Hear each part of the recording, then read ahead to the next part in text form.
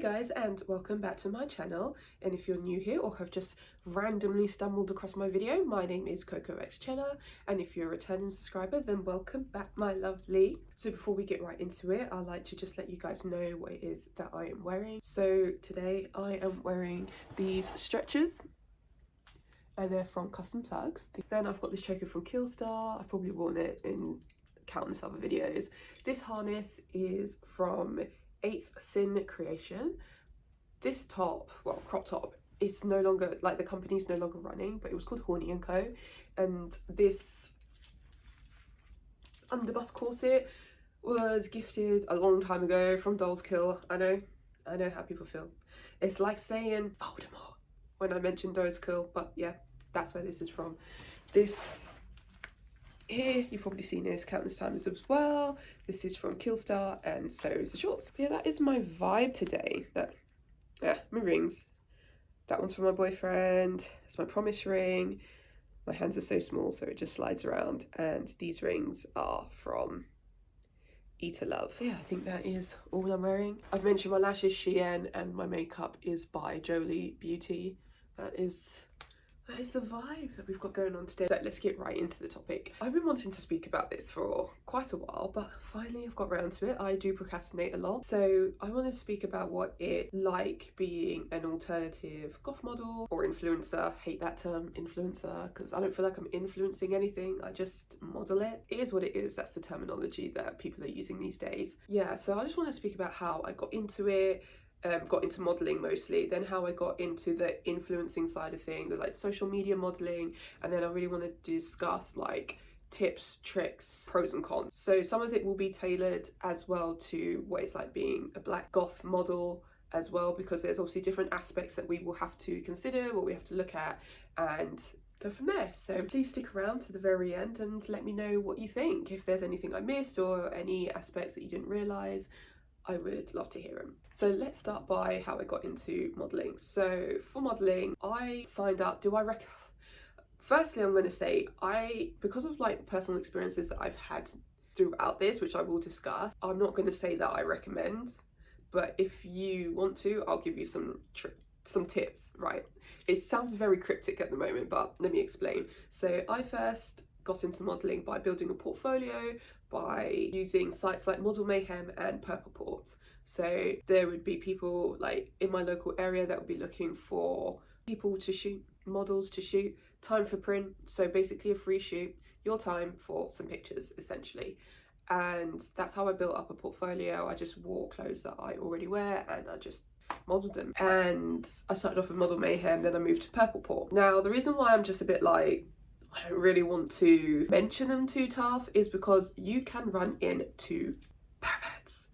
And these are just men with cameras. These aren't actual professional photographers. These are men with cameras who just want to either take pictures of you nude, topless. I'm not saying all photographers that do that are this. I just mean there are men out there with cameras that just want to take pictures of this. Lingerie, obviously, just in general, or they use it as like a dating site. Like, it's weird. So I found over the years, your best bet if you want to use those sites nowadays is to bring someone with you. And I always found a red flag would be if they did not want you to bring someone, because what is the reason? What is the reason why you can't bring someone?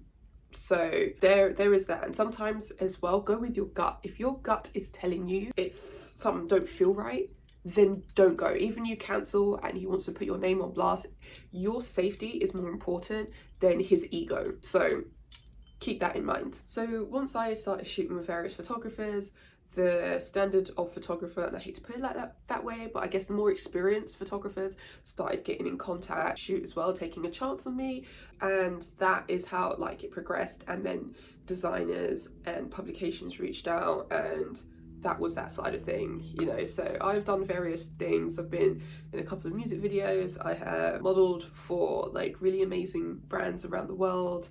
I've been in a hair show. That was quite daunting.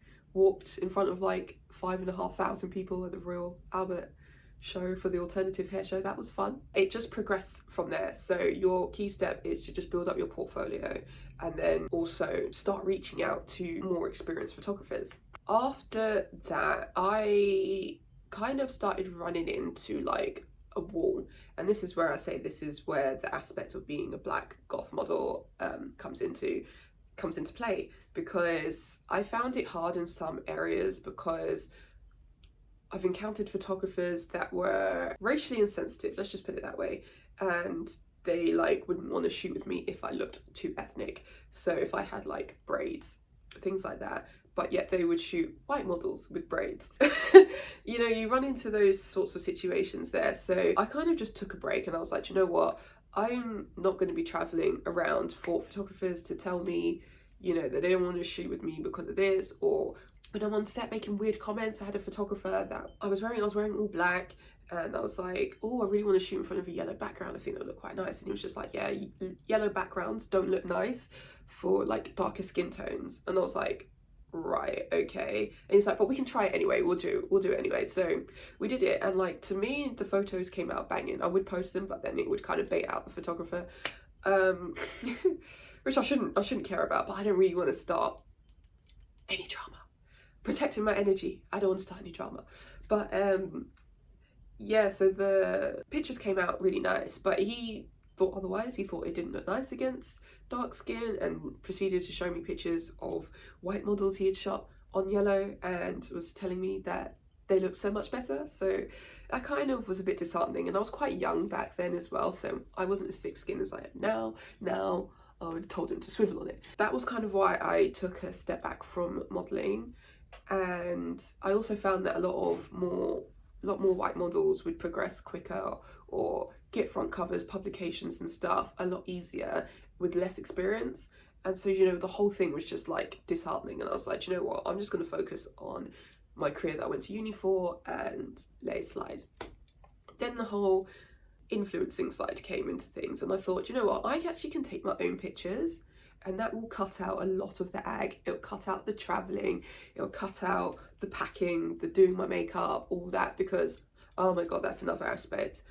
Working on shoots where they don't know how to do makeup on black skin, so that's another thing. There's so many like different factors and stuff, and one day I will do a story time, or maybe there might be a few story times I need to do about the racism that I have faced modelling. So I'll probably do a few story times because there has been some drama in modelling. And yeah, so to get into influencing, obviously build up your followers, your portfolio, take your own pictures or have somebody else take them for you. It's also very good to buy from the brands that you wish to shoot for. So if you buy from the brands that you wish to shoot for and you tag them, you're more likely to be noticed, especially if you take really good pictures, clear, high quality pictures. That is the main thing. Quality over quantity, babe. Remember that. Just start tagging them, and then sometimes they see you through tagging and, you know, reach out to you. So when you're first starting off, I would say take gifting options if possible. That is what I did when I first started. I got free clothes, free makeup, free jewelry. I wasn't shopping. Like literally my whole outfit right now, I did not buy. So that is a bonus to the gifting option. However, if you grow or you have a decent following, I even say, like, even if you're like a micro influencer and you have less than 10k, if your pictures are high quality, I believe you should charge. You should charge, because at the end of the day, you know, brands, sometimes they're not really trying to open their purse. They're trying to look in the purse and be like, we haven't got any money, when really they've got a chamber in the back. Yeah, they've got a chamber of secrets in the back with bare money in it. So that is another thing. Charge what you think you're worth, but don't overcharge and don't undercharge. Don't undersell yourself, because if you're producing high quality images and you're getting a lot of traction, a lot of engagement, charge for that, because essentially it's advertising. You're advertising clothes, you're advertising their brand, and nobody advertises for free. The key as well to it is to make sure you're as creative as you possibly can be. So your own original unique ideas are more likely to blow up than if you imitate or copy somebody else, because if there's already somebody out there that is doing that, you're just basically, you're making it harder for yourself, because now there's 2 of you to pick from, there's 3 of you to pick from, there's 4 of you to pick from, and it will just boil down to who's got the most followers. So you don't want to do that. You want to make sure that you're as creative as possible. Now obviously there's trends out there, but make sure you tailor the trend to your niche. So because I'm a black goth, I like to tailor my content to that, or I like to tailor my content to just being alternative in general. But that is how I try and do things. I also try to stand out a bit. I try to see what other people are doing and then try and do the opposite. I try to use it for something else, so that it looks like I've got my own ideas, my own originality, my own creativity. Because at the end of the day, you know, you can be the best copycat, but being the best copycat ain't gonna get you anywhere. it really ain't gonna get you anywhere. It's just gonna show that you don't have the range, you don't have the creativity. So keep that also in mind, to figure out unique ways that you can showcase yourself, your creativity, and who you are. Now, cons to influencing or modelling. Over the years, I would say probably being a black goth alternative model is the racism. That is a huge con. I would also say a lot of money went into it at the beginning with travelling, also just travelling in general. I'm not a huge fan of travelling. If you are, then great. That probably will be a pro for you, but for me, I hate travelling. Like, especially if I've got to change trains 5 times with a big old suitcase. No, I'm not feeling that. I don't like that. But I like it when I'm there, if that makes sense. I don't like the travelling process, and I just get stressed and overwhelmed that I've forgotten something. So that's probably a me problem as opposed to a wider problem. Brands not wanting to pay sometimes. That is a a con, a hella con, a comic con. I don't know, maybe because I enjoy it so much. They're just the main 3 cons that I have. For pros, I would say you get free stuff. Obviously that's a win. I'm never going to say no to something free. So it might even be a brand that you love, and then they will give you clothes and pay you. Win-win. So that's a positive. Just doing what you enjoy, that's a positive. That is a big positive. I just like creating stuff. I've always been a creative person. One of my favourite lessons at school was art and sports. They're the 2 things I was good at. Meeting other people that are creatives, that's also a positive. Like, I've met so many friends in this industry that I probably would never have met had it not been for modelling or influencing. So there's that. I really have made like lifelong friends, whether they're in England or in America, like Caribbean, just Canada, anywhere in Europe. I've made a lot of friends. Obviously I want to meet them all one by one. I've done a few so far, but I want to meet some more people. So that's another factor. Like, if you like meeting new people, because I'm just changing away like a wind chime, aren't I? Like, jeez. Yeah, so if you want to meet new people, that's also a pro. That is all I can think of off the top of my head.